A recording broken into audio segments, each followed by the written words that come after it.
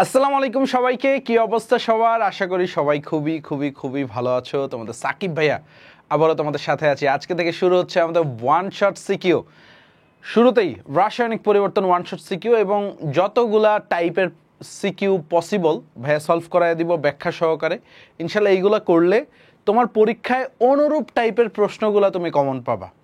লাক ভালো থাকলে কিছু কিছু বোর্ডে হুবহু রিপিটও পাইতে পারো, বাট হুবহু রিপিট না হলেও এই যে টাইপের প্রশ্নগুলো করাবো, যে টাইপের ম্যাথগুলো সলভ করাবো, ওই টাইপ থেকেই দেখবা ইনশাল্লাহ কমন পড়তেছে বা ওই প্যাটার্নেই কমন পড়তেছে। প্রথম প্রশ্নটা আমরা যদি দেখি, দেখো একটা উদ্দীপক দেওয়া আছে, উদ্দীপকটা সুন্দরভাবে দেওয়া আছে। দেখো উদ্দীপকে কি দেওয়া আছে, একটা ফ্লাক্স, এটার ভিতরে এত মোল PCl5, এত মোল ক্লোরিন এবং এত মোল PCl3 আছে, শুরু থেকেই আছে। তবে 25 ডিগ্রি সেলসিয়াস তাপমাত্রায় বিক্রিয়াটা দেওয়া আছে। কেসি এর মান কত? 2023 সালে বরিশাল বোর্ডে আসছিল। এখন বলছে উদ্দীপকে দেখো সাম্য মিশ্রণে, গ নাম্বার প্রশ্নটা যদি দেখি, সাম্য মিশ্রণে PCl5 এর ঘনমাত্রা যদি এত হয়, এটা কি সাম্যাবস্থায়? ভালোভাবে বুঝো, উপরের যে মূল সংখ্যাগুলো দেওয়া আছে এগুলো কিন্তু আগের মূল সংখ্যা। তাহলে বলছে কি, এটার ঘনমাত্রা যদি এত হয় তাহলে অন্য দুটি উপাদানের ঘনমাত্রা নির্ণয় করো। অর্থাৎ PCl3 এবং ক্লোরিনের ঘনমাত্রা সাম্যাবস্থায় বের করতে বলছে। এখন স্যার একটু দেখেন, আমি যদি এইখানে একটু সুন্দরভাবে তোমাকে দেখায় দিই, কি দেওয়া আছে, PCl5 এটা বিয়োজিত হয়ে PCl3 প্লাস ক্লোরিন। তো ইনিশিয়ালি মানে প্রাথমিক অবস্থায় কি কতটুকু আছে দেখো তো, 0.105 মোল PCl5, 0.105 মোল PCl5। PCl3 কত মোল আছে ভাইয়া? PCl3 আছে হচ্ছে আমাদের 0.05 মোল। দুইটাই সমান পরিমাণে আছে, অর্থাৎ PCl3 ক্লোরিন দুইটাই 0.0545 মোল করে আছে। হ্যাঁ, এটাও 0.045 মোল। ধরলাম সাম্যাবস্থায় আসার পরে এই যে এইখান থেকে আলফা মোল বিয়োজিত হয়েছে, কারণ PCl5 তো ভাঙছে। এইখানে আলফা মোল একটু খেয়াল করো যুক্ত হয়েছে, এইখানে আলফা মোল যুক্ত হয়েছে। এখন একটু খেয়াল করো, আমাদের টার্গেটটা কি? ঘনমাত্রা বের করা। এটা তো সাম্যাবস্থায় কি পাইছি? মোল সংখ্যা। তো মোল সংখ্যা ডিভাইডেড বাই আয়তন আমরা জানি কি? ঘনমাত্রা।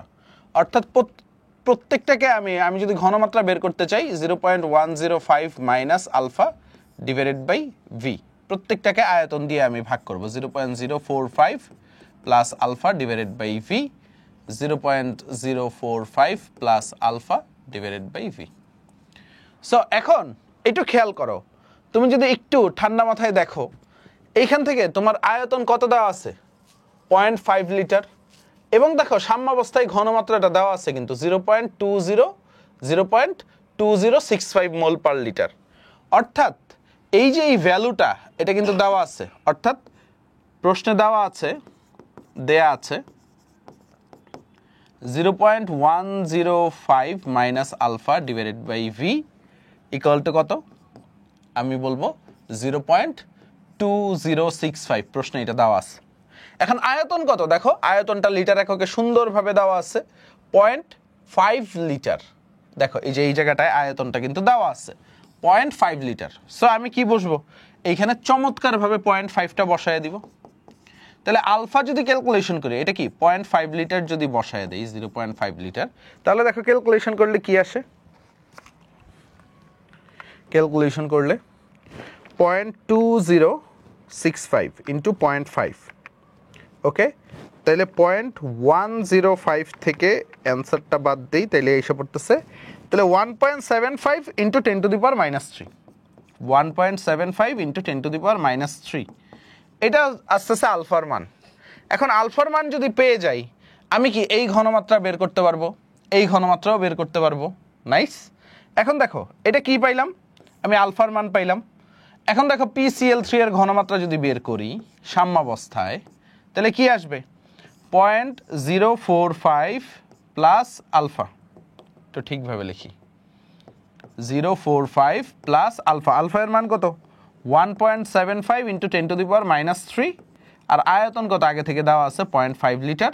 তাহলে কত আসছে দেখি স্যার, যোগ 0.045 ভাগ 0.5, তা আমাদের রেজাল্ট আসে 0.0935, 0.0935 এত মোলার। সো আমাদের ক্লোরিনেরও ঘনমাত্রা কি আসবে, যেহেতু এইটারও মোল সংখ্যা সেমই আসবে 0.0935 মোলার। বুঝা গেছে? আমি কি তোমাদেরকে বুঝাইতে পারছি এই প্রশ্নটা? আমাদের পরের সিকিউ এটা দেখি, উদ্দীপকের, দেখো কি বলছে, উদ্দীপকের বিক্রিয়াটি কোন দিকে অগ্রসর হবে। আচ্ছা, এইটা দেখো বিক্রিয়াটা কি অবস্থায় আছে একটু ভালোভাবে তাকাও। PCl5 plus PCl3 plus chlorine. So এইখানে কেসি এর মান দেওয়া আছে। আমরা কিন্তু এটা লাশাতেলিয়ারের নিতে অ্যাপ্লাই করতে পারবো না।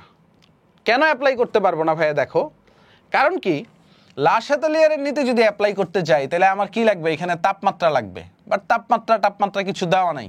সো এইখানে কি করতে হবে, রিঅ্যাকশন কোএফিশিয়েন্ট দিয়ে করতে হবে, অর্থাৎ কিউসি দিয়ে করতে হবে। যেহেতু আদি ঘনমাত্রা আমরা জানি, ঠিক আছে, আদি ঘনমাত্রা বের করতে পারবো সবগুলা থেকে। সাম্যাবস্থায় ঘনমাত্রা একটু আগে বের করছি। সো কেসি আর কিউসির যে সম্পর্ক, এইটা দিয়ে আমরা করব। সো আমরা আগে কি করি, ধরো হচ্ছে আদি কিউসি ইকুয়াল টু সাম্যাবস্থার আগে, মানে যে কোনো অবস্থায় ঘনমাত্রা, অর্থাৎ PCl3 এর ঘনমাত্রা ইন্টু ক্লোরিনের ঘনমাত্রা ডিভাইডেড বাই PCl5 এর ঘনমাত্রা। সো এদের ঘনমাত্রা কি, সবগুলো আয়তন দিয়ে ভাগ হবে, অর্থাৎ এদের যে মোল সংখ্যাগুলো আছে আমি একবারেই করে ফেলি। দেখো PCl3 কত, দুইটার জন্য সেম 0.045 ডিভাইডেড বাই 0.5, তাই না? ক্লোরিনও কত, 0.045 ডিভাইডেড বাই 0.5, অর্থাৎ ঘনমাত্রা আমরা কি জানি, ঘনমাত্রা S ইকুয়াল টু, ঠিক আছে, S ইকুয়াল টু মোল সংখ্যা ডিভাইডেড বাই আয়তন ইন লিটার, আমরা জানি না, এটা হচ্ছে ঘনমাত্রার সূত্র। তো PCl5 এরটা কি হবে, দেখো PCl5 এর ঘনমাত্রা, PCl5 এরটা দেওয়া আছে আমাদের 0.105 ডিভাইডেড বাই 0.5। এখন ক্যালকুলেশন করলে তোমার কিউসি বের হয়ে যাবে। সো আমরা যদি ক্যালকুলেশন করি, দেখো এখানে আমি আগে একটু শর্ট করে নিই, 0.5 কাটা, তাহলে দেখো উপরে কি থাকে 0.045, এটার স্কোয়ার দিয়ে দিলাম, আর নিচে 0.5 ইন্টু 0.105, তাহলে কত হয় ভাই, 0.038। আমাদের রেজাল্টটা কি আসে, 0.038, তারপরে 5 আছে, বা 0.039ও দিয়ে রাখতে। কিউসি কত, 0.039 পাইলাম। এখন কি কেসি বাইর করা লাগবে? অনেকে ভুলবশত তুমি কেসি বাইর করবে, বাট কেসি কিন্তু প্রশ্নে দেওয়াই আছে। দেখো কেসির মান কত, কেসির মান হচ্ছে 4.2 ইন্টু 10⁻², তাই এটা আমি লিখতে পারি কি 0.042, এটা হচ্ছে আমাদের কেসি। সো এখন দেখো কেসি আর কিউসির আমরা কি কম্পেয়ারটা করতে পারবো। তো কেসিটা কি কিউসি থেকে বড়, তো কেসি যদি কিউসি থেকে বড় হয় আমরা কি জানি, সাম্যাবস্থা কই যাবে বলো তো, সাম্যাবস্থা ডানে যাবে, আমরা জানি সাম্যাবস্থা ডানে যাবে। আর কেসি কিউসি থেকে ছোট হইলে কি হয়, সাম্যাবস্থা বামে যায়, বুঝছো, সাম্যাবস্থা বামে যাবে। আর কেসি কিউসি সমান হইলে কি হয়, আমরা জানি সাম্যাবস্থা বিরাজমান। তাহলে এই বিক্রিয়ার সাম্যাবস্থা কোন দিকে অগ্রসর হবে, সাম্যাবস্থাটা ডানে অগ্রসর হবে। একদম সিম্পল একটা প্রশ্ন ছিল। পরের প্রশ্নটা যদি দেখি, দেখো P2 plus Q2 2PQ ΔH negative, মানে কি তাপ উৎপাদী বিক্রিয়া। P2 এবং Q2 এর প্রারম্ভিক মোল দিয়ে দিচ্ছে 1 মোল এবং 1.2 মোল। বুঝা গেছে? আমরা যখন ক্লাসে করতাম বা বেসিক ম্যাথগুলো করতাম, আমরা কি করতাম, প্রারম্ভিক মোল দেওয়া থাকতো না, তখন 1 মোল ধরে করতাম। যখন প্রারম্ভিক মোলটা দেওয়া থাকবে তোমাকে কিন্তু প্রারম্ভিক মোল দিয়ে করতে হবে। এখন দেখো কি বলছে প্রশ্নটা, 2 atm চাপে Q2 এর 60% বিক্রিয়া করে সাম্যাবস্থায় উপনীত হলে, এখন Q2 এর 60%টা তোমাকে মাথায় রাখতে হবে, অর্থাৎ বিয়োজন। এই যে এখানে অনেকে কি করে, আলফা এর মান 0.6 দিয়ে দেয়, বাট আলফা কিন্তু এখানে 0.6 না, এটা আলফাটা তোমাকে মাথায় রাখতে হবে, এটা হচ্ছে Q2 এর 60%, অর্থাৎ প্রারম্ভিক মোল কত দেওয়া আছে Q2 এর 1.2 মোল। দেখো আলফাটা বাইর করে দেখাই, আলফাটা কি হবে, প্রারম্ভিক মোল কত দেওয়া আছে 1.2 মোল Q2, এটার 60%, মানে কি 60 ডিভাইডেড বাই 100। সো এটা কত আসে দেখো তো, 6 বারং 72, এই শূন্য কাটি, 6 বারং 72, অর্থাৎ 0.72 আসে তুমি যদি ক্যালকুলেশন করো। এটা হচ্ছে আলফা। তা এখন আসো আমি পুরো অঙ্কতে যাই, P2 প্লাস Q2 বিক্রিয়া করে কি হয়েছে, 2PQ হয়েছে, তাই না ভাইয়া? এখন দেখো প্রারম্ভিক মোল কত, P2 1 মোল, এটা কত 1.2 মোল, এটা শুরু হয় নাই এখনো, উৎপাদ এখনো তৈরি হয় নাই, T = 0-তে। তো সাম্যাবস্থায় যদি যাই তাহলে কি পাই, 1 মাইনাস আলফা মোল, 1.2 মাইনাস আলফা মোল, আর এটা কি হবে 2 আলফা মোল হবে। এই যে এইখানে 2টা খেয়াল করবা একটু, বুঝা গেছে? সো আমি যদি এখন একটু ক্যালকুলেশনটা সহজ করে ফেলি তোমাদের জন্য, 1.0.72 1 মাইনাস 1.2 মাইনাস 0.72, আর এটা কি 2 ইন্টু 0.72। সো আমরা যদি যাই তাহলে কি আসে, এখানে 0.28 আসে, এখানে কত আসে 0.48 আসে, আর এইখানে কত আসে 0.72 ইন্টু 2 1.44 মোল। তো আমি কিন্তু সাম্যাবস্থায় মোল সংখ্যা পেয়ে গেছি। কিন্তু এখন আবার কি করতে হচ্ছে, চাপ বলে দিচ্ছে, এখন আমাদের কি বের করতে হবে, কেপি বের করতে হবে। সো কেপি আমরা কিভাবে বের করব, সবগুলো আংশিক চাপ লাগবে, অর্থাৎ পি অফ পি কিউ, এটার কি হবে whole square divided by P of p two into P of q two.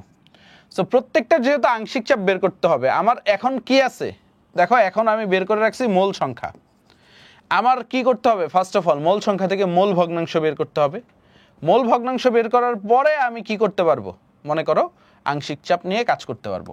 So এইটাকে আমি একটু সাইডে রাখি আপাতত, আমি সামনে অঙ্ক আগায় নিব। সো এখন দেখো মোট মোল সংখ্যা আমি যদি বের করি, মোট মোল সংখ্যা তিনটা যোগ করি, 0.28 প্লাস 0.48 প্লাস 1.44, তাহলে মোট মোল সংখ্যা কত আসে সাম্যাবস্থায়, 0.28 যোগ 0.48 যোগ 1.44, তাহলে কত আসে আমাদের 2.2 মোল। এটা হচ্ছে মোট মোল সংখ্যা। তাহলে আমি মোল ভগ্নাংশ বের করতে পারবো। সবগুলোর মোল ভগ্নাংশকে আলাদাভাবে লেখার দরকার আছে? দরকার নেই। দেখেন স্যার, এইখানেই ডাইরেক্ট করে ফেলো। পি কিউ, দেখো পি কিউ এইটার মোল ভগ্নাংশ কি, নিজের মোল সংখ্যা ডিভাইডেড বাই টোটাল মোল সংখ্যা। তো লিখি 1.44 ডিভাইডেড বাই টোটাল কত 2.2 ইন্টু মোট চাপ কত, মোট চাপ হচ্ছে 2 এটিএম। তো মোল ভগ্নাংশ ইন্টু মোট চাপ লিখছি, আর পুরোটার উপরে কি হোল স্কোয়ার। বুঝাইতে পারছি? মোল ভগ্নাংশ করছি কিভাবে করছি, নিজের মোল সংখ্যা ডিভাইডেড বাই টোটাল মোল সংখ্যা ইন্টু মোট চাপ, এটা হচ্ছে সূত্র।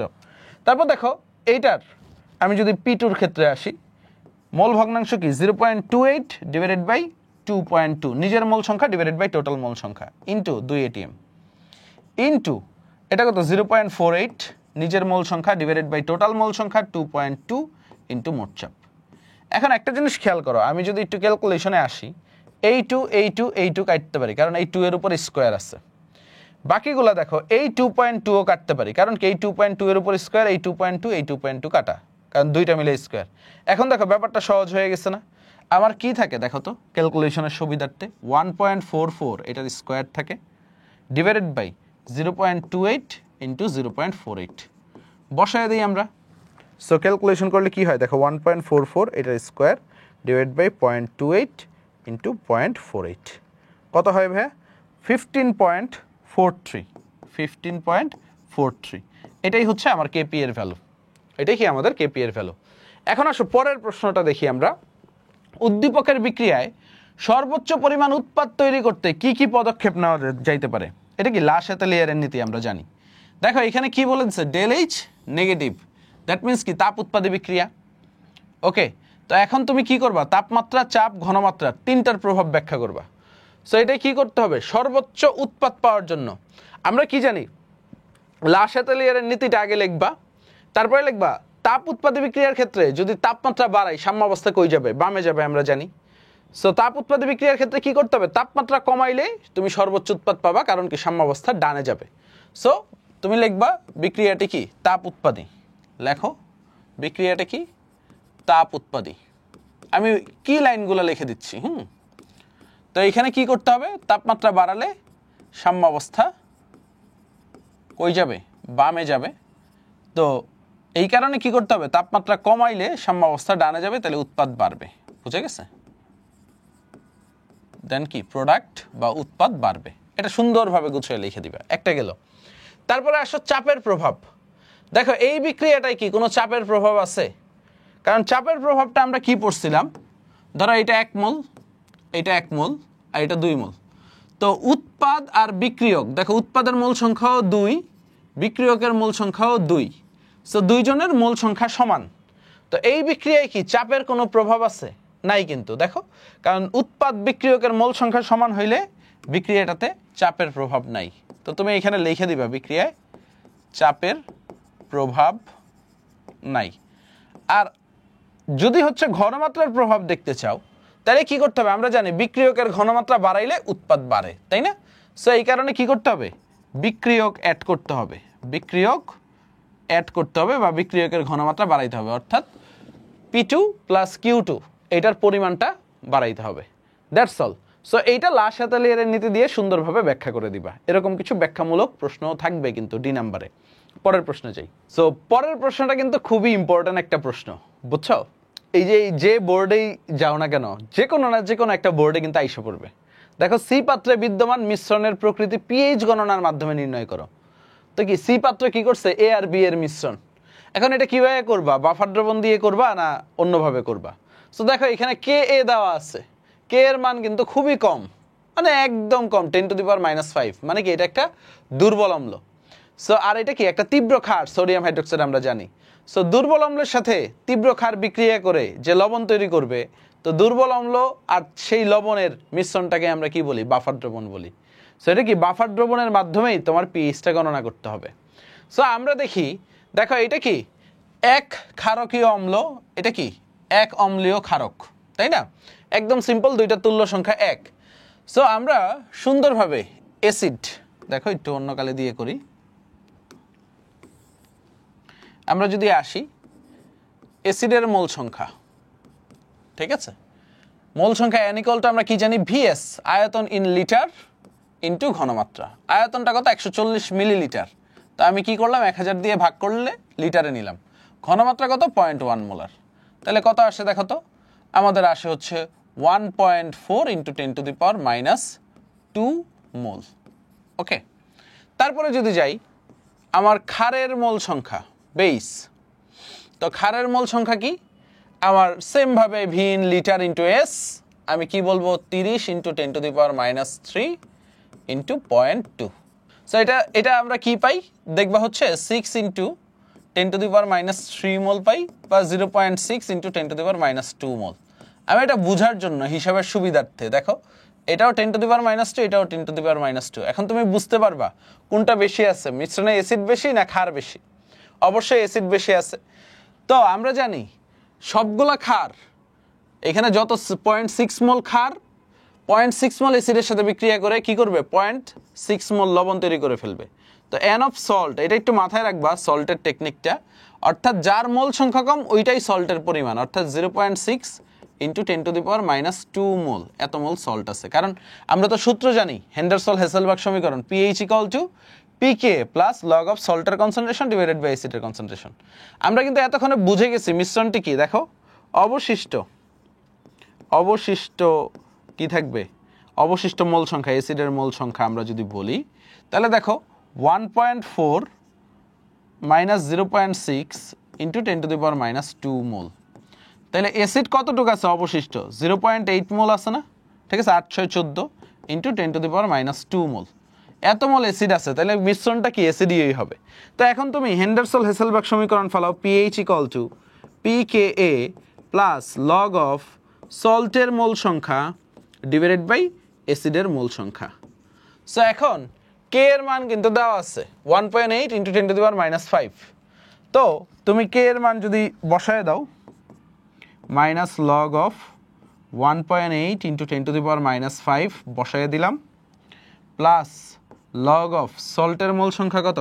দেখো তো, সল্ট হচ্ছে 0.6 × 10⁻², অ্যাসিড কত? 0.8 × 10⁻²। তুমি ক্যালকুলেশন করো রেজাল্টটা কত আসে। সো আমরা একটু করি, মাইনাস লগ 4.74 আসে পিকে এর মান, plus log of 0.6 divided by 0.8, 4.61 আসে পুরোটা, 4.61 বা 4.62, এটা হচ্ছে আমাদের পিএইচ। সো পিএইচ পেয়ে গেলাম পুরোটা ক্যালকুলেশন করার পরে। তো এখন দেখো পিএইচ কি <7 না? এটা 7-এর কম না? তো যেহেতু 7-এর কম, এটা কি অম্লীয়। তো পিএইচ গণনার মাধ্যমে তোমাকেও যদি বলতে হয় রেজাল্টটা যে এটার মিশ্রণের প্রকৃতিটা কি, তো মিশ্রণের পিএইচ 4.62, এটার প্রকৃতিটা কি? অম্লীয়। তারপর দেখো উদ্দীপকের দৃশ্যকল্প 2, বিক্রিয়ায় সাম্যাবস্থার উপর ক্রিয়াশীল নিয়ামকগুলো কি? এটা কি আর বুঝাইতে হবে? দেখো এটা কি ΔH পজিটিভ তাপ হারি বিক্রিয়া, একটু আগে যেটা বুঝাইছি তার উল্টাটা, বুঝা গেছে? তো এখানে কি হবে? তাপ হারি বিক্রিয়ায় তোমার তাপমাত্রা বাড়াইলে সাম্যাবস্থা ডানে যাবে, তাপমাত্রা কমাইলে সাম্যাবস্থা বামে যাবে। এই বিক্রিয়ায় চাপের প্রভাব কি? দেখো এখানে 1 মোল, এখানে 1 মোল, এখানে 1 মোল, উৎপাদ 2 মোল, বিক্রিয়ক 1 মোল। চাপ বাড়ালে সাম্যাবস্থা কই যাবে? যেদিকে মোল সংখ্যা কম সেই দিকে যাবে। তো চাপ যদি বাড়াও বিক্রিয়ক বাড়বে, বুঝা গেছে? সাম্যাবস্থাটা বামে যাবে। আর চাপ কমাইলে সাম্যাবস্থা ডানে যাবে। আর বিক্রিয়ক বাড়াইলে উৎপাদ বাড়বে, বিক্রিয়ক কমাইলে উৎপাদ কমবে। সো আশা করি একদম হচ্ছে এই নিয়ামকগুলোর প্রভাব তুমি কিন্তু মাথায় রাখতে পারবা। সো পরের প্রশ্নটা যদি দেখো, একদম চমৎকার একটা প্রশ্ন। একটা জায়গায় চাইছে কি প্রয়োজনীয় চাপের মান বের করতে। সো কেপি এর একটু আগে যে ম্যাথটা করাইছি ওইটাই যদি বুঝে থাকো দেখবা ওইটা একটা রিভিশন ঝালাই হবে।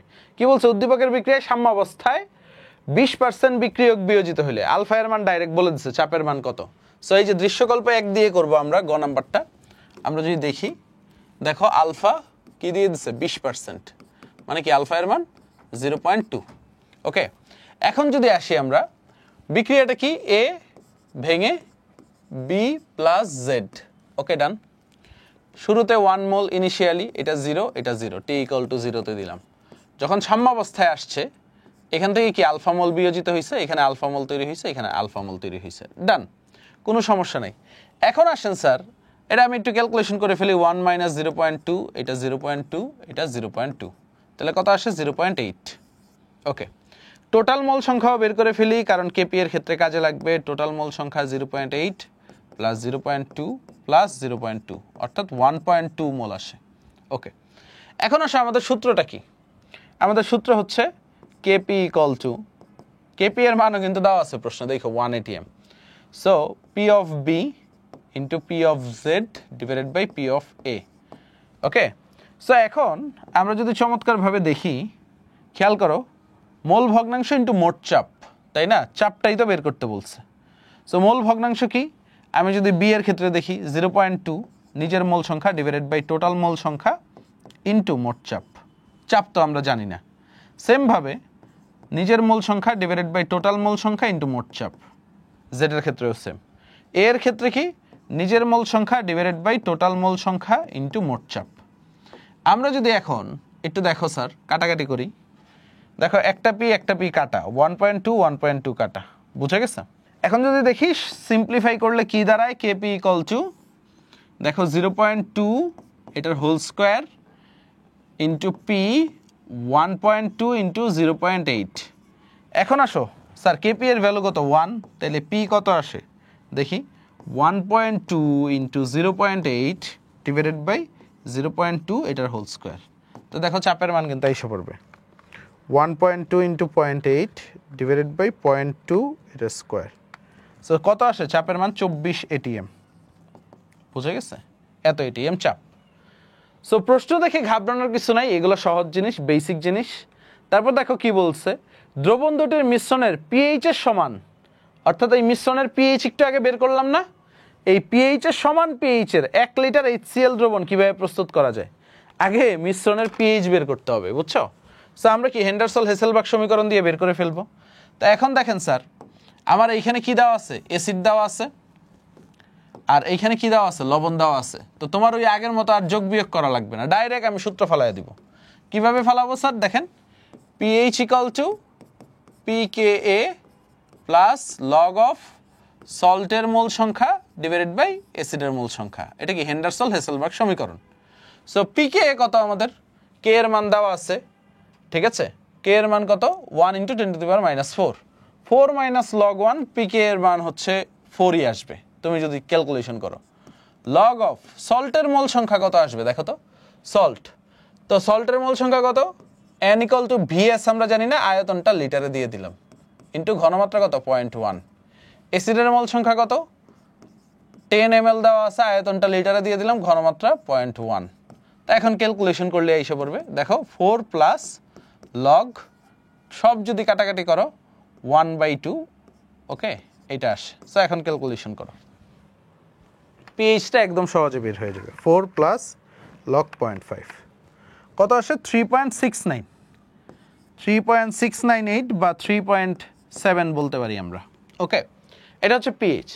বলছে এই পিএইচের 1 লিটার হাইড্রোক্লোরিক অ্যাসিড দ্রবণ কীভাবে প্রস্তুত করা যায়। এখন আমাদের ঘনমাত্রা লাগবে, এইখান থেকে পিএইচ থেকে আমি হাইড্রোজেন আয়নের ঘনমাত্রা বের করতে পারি। এখান থেকে হাইড্রোজেন আয়নের ঘনমাত্রা কি আসবে 10⁻⁻ pH বা NT log of pH বা 10⁻³ তাহলে কত আসে স্যার দেখেন তো স্যার,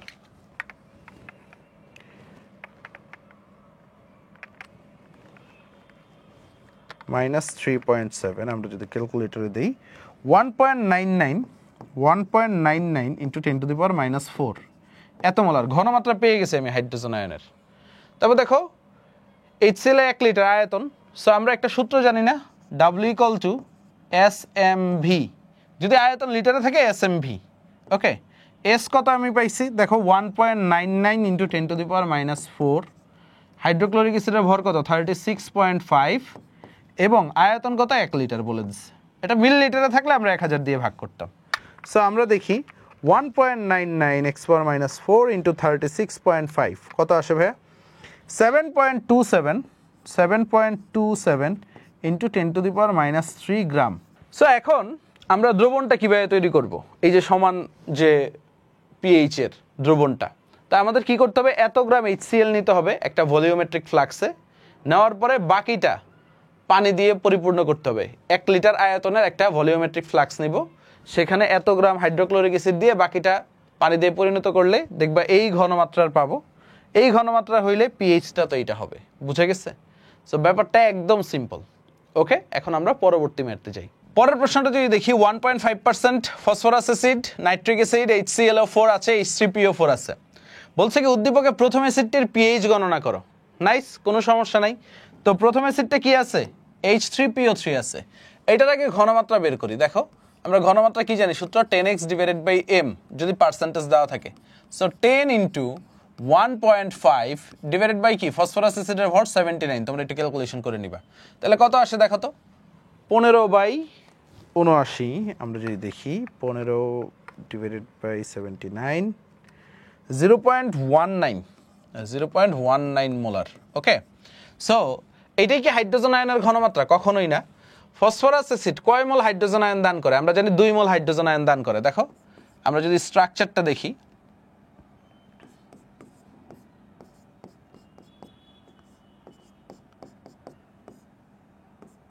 সো এই যে H3PO3 স্ট্রাকচার, এটা ও কি করে এই যে অক্সিজেনের সাথে যে হাইড্রোজেনগুলো যুক্ত আছে তড়িৎ ঋণাত্মকতার পার্থক্যের কারণে এই 2 মোল হাইড্রোজেন আয়ন দান করতে পারে। সো এটা কি করে জলীয় দ্রবণে 2 মোল হাইড্রোজেন আয়ন দান করে। সো H3PO3 তুমি যদি দেখাও এটা কি করে 2 মোল হাইড্রোজেন আয়ন দান করে, এই জিনিসটা একটু মাথায় রাখবা। সো এখন 2 মোল হাইড্রোজেন আয়ন দান করলে আমরা যখন পিএইচ বের করব, পিএইচ = log of আমরা জানি হাইড্রোজেন আয়ন, তো হাইড্রোজেন আয়নের ঘনমাত্রাকে 2 দ্বারা গুণ করতে হবে, বুঝে গেছে? সো এখন কি করব, এই যে 0.19 মোলার এই ঘনমাত্রাটাকে আমরা কি করব 0.19 এটাকে 2 দ্বারা গুণ করব, তাইলে আমার এক্সাক্ট রেজাল্ট আসবে। এই কারণেই ম্যাথটা দিছে, বুঝছো? অনেকে ভুল করে -log of 0.19 ইন্টু 2 কত আসে 0.42। এটা কি এই প্রথম অ্যাসিডটার পিএইচ। তারপরের প্রশ্ন দেখো উদ্দীপকের অ্যাসিডগুলোর তীব্রতার ক্রম বিশ্লেষণ করো।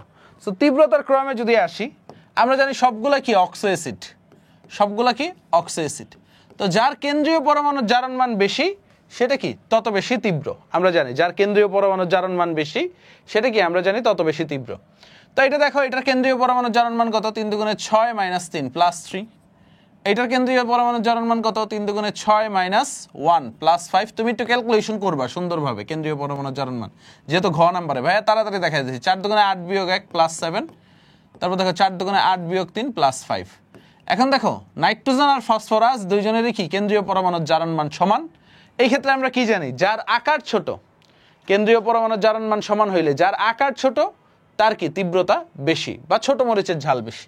তো তুমি একটু দেখো সবার প্রথমে কি HClO4 এটার তীব্রতা সবচেয়ে বেশি, তারপর HNO3, তারপরে কি আসবে H3PO4, তারপরে কি আসবে ভাইয়া H3PO3। এই হচ্ছে অ্যাসিডের তীব্রতার ক্রম। আই থিঙ্ক মাথায় ঢুকছে। তো চলো চট করে পরের প্রশ্নে চলে যাই। সো এখন আমরা চমৎকার আরেকটা প্রশ্ন দেখব, উদ্দীপকের দ্বিতীয় অংশের কেসির মান নির্ণয় করো। সো এইখানে দেখো কেসির মান বের করা তো একদম সহজ, বাট ওই যে টুইস্টগুলো দেয়, আমরা প্রত্যেকটা জায়গায় কিন্তু এই যে বিয়োজন মাত্রার এই যে আলফা এর বিভিন্ন টুইস্ট ভাঙতেছে, এখানেও একটা ছোট্ট টুইস্ট আছে। সো এটা দেখলে ইনশাল্লাহ পেয়ে যাবা। দেখো এখানে কি বলছে, সাম্যাবস্থার মোট মলের 10.5% এবি আছে। সো ব্যাপারটা দেখো, তোমার বুঝিয়ে দিই। দেখো আমাদের বিক্রিয়াটা কি, A2 প্লাস B2 বিক্রিয়া করে কি তৈরি করছে ভাইয়া, 2AB তৈরি করছে। নাইস, কোনো সমস্যা নাই, কোনো ঝামেলা নাই। এখন এটা ইনিশিয়ালি 1 মোল, এটা 1 মোল, এটা 0 মোল, T = 0-তে। T = T মানে সাম্যাবস্থা, এখান থেকে আলফা মোল বিয়োজিত হয়েছে, এখান থেকে আলফা মোল বিয়োজিত হয়েছে, এখানে 2 আলফা মোল তৈরি হয়েছে। তো মোট মোল সংখ্যা কত, মোট মোল সংখ্যা, সো মোট মোল সংখ্যা হচ্ছে 1 minus alpha plus 1 minus alpha plus 2 alpha. তাহলে আমরা কি বলতে পারি দেখো তো, আমরা বলতে পারি মোট মোল সংখ্যা হচ্ছে 2। বুঝা গেছে, সাম্যাবস্থায় মোট মোল সংখ্যা কত, 2। নাইস। এখন কি বলছে, মোট মোলের 10.5% হচ্ছে এবি। তাহলে আমি এবি এর মোল সংখ্যা যদি বলি, এবি এর মোল সংখ্যা অর্থাৎ মোট মোলের 10.5%, তাই না, 10.5 / 100, এটা হচ্ছে এবি। ওকে, ডান। তো আমরা এবি এর মোল সংখ্যাটা আমি এখান থেকে বের করতে পারবো। দেখো এবি এর মোল সংখ্যাটা কত আসে, ক্যালকুলেশন যদি করি আমরা, 2 × 10.5 / 100, তাহলে কত আসে ভাইয়া, 0.21। দেখো এবি এর মোল সংখ্যা কি ছিল, 2 আলফা না সাম্যাবস্থায়, এবি এর মোল সংখ্যা কি 2 আলফা। দ্যাট মিন্স কি আমি বলতে পারি 2 আলফা সমান 0.21 এবি এর মোল সংখ্যা। তাহলে আলফাটা এখান থেকে বের করে ফেলতে পারবো না, 0.21/2 অর্থাৎ 0.105, এটাই বের করাটা আমাদের টার্গেট ছিল। এখন দেখো বাকি প্রসেস তোমার জন্য পানি ভাত। আয়তন দেওয়া আছে না আমাদের, দেখো তো 2 লিটার। সো আমি এখন ইজিলি কিন্তু ইয়াটা বের করে ফেলতে পারবো। দেখো কেসি ইকুয়াল টু আমরা কি বলবো, এবি এর ঘনমাত্রা সি অফ এবি এটার whole square divided by A2 এর ঘনমাত্রা ইন্টু B2 এর ঘনমাত্রা। সো ঘনমাত্রা কি, মোল সংখ্যা, সাম্যাবস্থায় মোল সংখ্যা ডিভাইডেড বাই আয়তন না, অর্থাৎ 1 মাইনাস, দেখো এটা কি হবে, 2 আলফা ডিভাইডেড বাই আয়তন কত, ভি হোল স্কোয়ার দিলাম। আর এইখানে কি দিব, 1 minus alpha divided by v into 1 minus alpha divided by v. দেখো ভি কিন্তু কাটা যায়, ভি স্কোয়ার আর নিচের ভি কাটা যায়। তাহলে আমি কি বলবো, 4 alpha square divided by 1 minus alpha whole square. তো এটাই হচ্ছে আমাদের কেসি এর রাশিমালা। তো আলফা এর মান জানি আমরা, সো জাস্ট বসায় দিব, 4 ইন্টু আলফা এর মান কত, 0.105 এটার স্কোয়ার ডিভাইডেড বাই 1 মাইনাস 0.105 এটার হোল স্কোয়ার। তো বসায় দিলে দেখবা 0.055 আসে, 055 আসে। এটা হচ্ছে কেসি এর মান, একদম সিম্পল। সো কেসি এর মানটা একদম ইজিলি 0.055 আসে। তো তুমি একটু ভ্যালুগুলো বসায় দেখো, হ্যাঁ। তারপর আসো পরের প্রশ্নটা, ইথানল উৎপাদনের 2টা পদ্ধতি দেওয়া আছে, এই দেখো উপরে 1টা 2টা। বলছে কোনটি গ্রিন কেমিস্ট্রির সাথে সামঞ্জস্যপূর্ণ। দুইভাবেই করতে পারো, একটা হচ্ছে অ্যাটম ইকোনমি বের করেও করতে পারো, ঠিক আছে, আরেকটা কি মনে করো তুমি ই ফ্যাক্টর বের করেও করতে পারো। তো চলো আমরা অ্যাটম ইকোনমি দিয়ে করি। সো আমরা যদি অ্যাটম ইকোনমি করি 1 নম্বর বিক্রিয়ার, আমরা কি জানি, desired product divided by total product into 100%। তো তুমি একটু সূত্রটা ওইভাবেই লিখবা। ডিজায়ার্ড প্রোডাক্ট কি ইথানল আমার, হ্যাঁ। ইথানল কয় মোল আছে, 2 মোল। ইথানলের ভর কত দেখো তো স্যার, দেখো কার্বন 2টা আছে, 12 × 24, হাইড্রোজেন কয়টা আছে, 6টা, 24 × 30, আর অক্সিজেন কত, 16, 46। সো 46 × 2, সো 46 × 2 দিয়ে দিলাম, আর নিচেও 46 × 2 যোগ কার্বন ডাইঅক্সাইড কত, 44 × 2 ইন্টু 100%। সো ক্যালকুলেশন করি আমরা, কত আসে দেখো তো। প্রথম অবস্থায় অ্যাটম ইকোনমি, সো আমরা আসবি 46 × 2 × 100 ডিভাইডেড বাই 46 × 2 যোগ 44 × 2, কত আসে ভাইয়া, 51.11%। এটা হচ্ছে অ্যাটম ইকোনমি 1 নম্বর ক্ষেত্রে। 2 নম্বর ক্ষেত্রে অ্যাটম ইকোনমি কি আসে দেখো তো, সেম ভাবে desired product divided by total product into 100%, তাই না রে ভাইয়া। সো সুন্দরভাবে ডিজায়ার্ড প্রোডাক্ট কি, ইথানল এটা সমতাকরণ করাই আছে। ইথানলের ভর কত আমরা একটু আগে দেখছি 46। সো জাস্ট পটাশিয়াম ব্রোমাইডের ভর লাগবে আমাদের। সো পটাশিয়াম ব্রোমাইডের ভর কত? সো পটাশিয়াম ব্রোমাইডের ভর কত? 119 বসাই দিলাম ইনটু 100%। সো কত আসে দেখি স্যার? 46 ইনটু 100 ডিভাইডেড বাই 46 যোগ 119, তাহলে কত আসে? 27.87%। সো কোন ক্ষেত্রে অ্যাটম ইকোনমি বেশি স্যার? দেখেন তো, প্রথম ক্ষেত্রে না? সো যার অ্যাটম ইকোনমি বেশি, বুঝা গেছে, যার অ্যাটম ইকোনমি বেশি সেটাই হচ্ছে, সেই পদ্ধতিটা হচ্ছে বেশি গ্রিনার। আর যার অ্যাটম ইকোনমি কম সেই পদ্ধতিটা হচ্ছে কম গ্রিনার। এই জিনিসটা মাথায় রেখো। এই ফ্যাক্টর দিয়েও তোমরা করতে পারো, যেটা দিয়েই করবা সেটা দিয়েই হবে। সো পরের প্রশ্নে যাই। আমাদের পরের প্রশ্নটা যদি দেখি, চমৎকার একটা প্রশ্ন। দেখো গ নাম্বারটা কি বলছে? 400 ডিগ্রি সেলসিয়াস তাপমাত্রায় 10 এটিএম চাপে সাম্যাবস্থায় 1 নং বিক্রিয়ায় 3.85% অ্যামোনিয়া থাকলে কেপি কত? চমৎকার একটা প্রশ্ন। দেখো বিক্রিয়াটা দিয়ে দিচ্ছে, এইখানে বলে দিচ্ছে কি সাম্যাবস্থায় 3.85% অ্যামোনিয়া আছে। বুঝছো? দেখো ব্যাপারটা বুঝাই একটু। দেখো নাইট্রোজেন প্লাস 3 মোল হাইড্রোজেন বিক্রিয়া করলে কি হয়? 2 মোল অ্যামোনিয়া হয়। সো এটা শুরুতে আমরা কি ধরি? ইনিশিয়ালি এটা আছে 1 মোল, এটা আছে 3 মোল, এটা 0 মোল, টি ইকুয়াল টু 0-তে। টি ইকুয়াল টু টিতে আছে কি?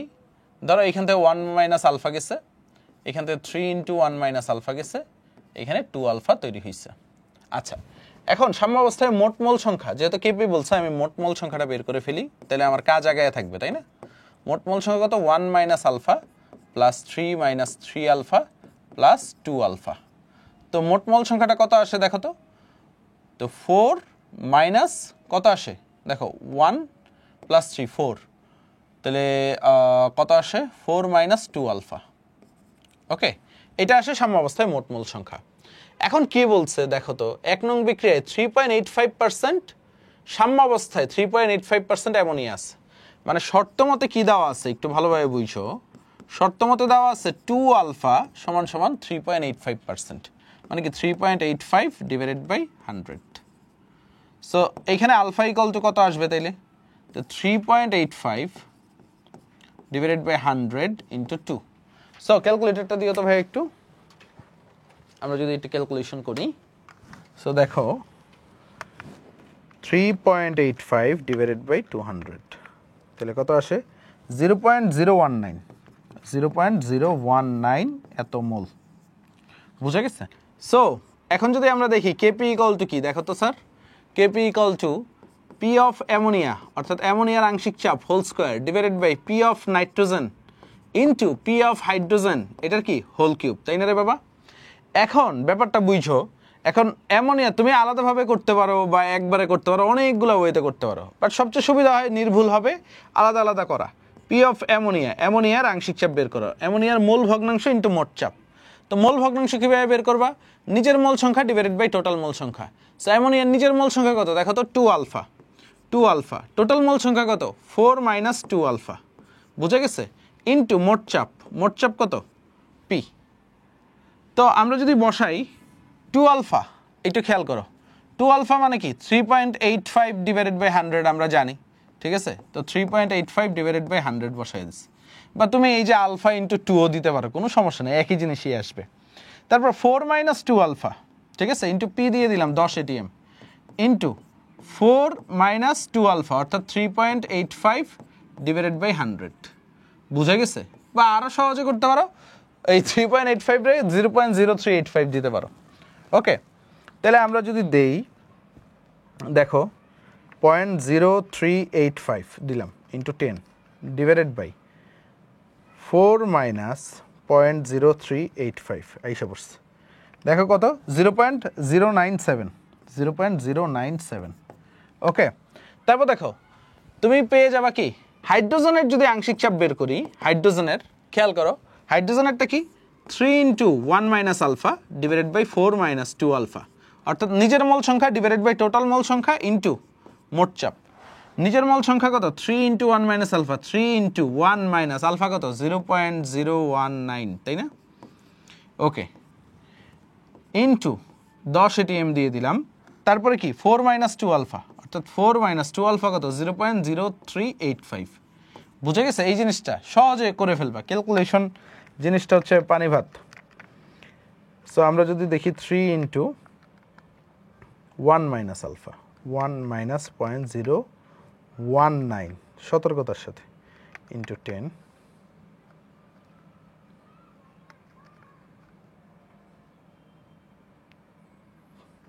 ওকে। তারপরে যদি দাও 4 মাইনাস 0.0385, ওকে। 7.42 কত আসে? 7.42 বা 43 আসে, 7.43। তারপর দেখো আমরা যদি আসি হাইড্রোজেন গেলে এখন নাইট্রোজেন। নাইট্রোজেন কত? 1 মাইনাস আলফা, নিজের মূল সংখ্যা 1 minus alpha divided by 4 minus 2 alpha into মোট চাপ। 1 মাইনাস কত? 1 মাইনাস 0.019, 4 মাইনাস 0.0385 ইন্টু মোট চাপ কত? 10। দাও করো।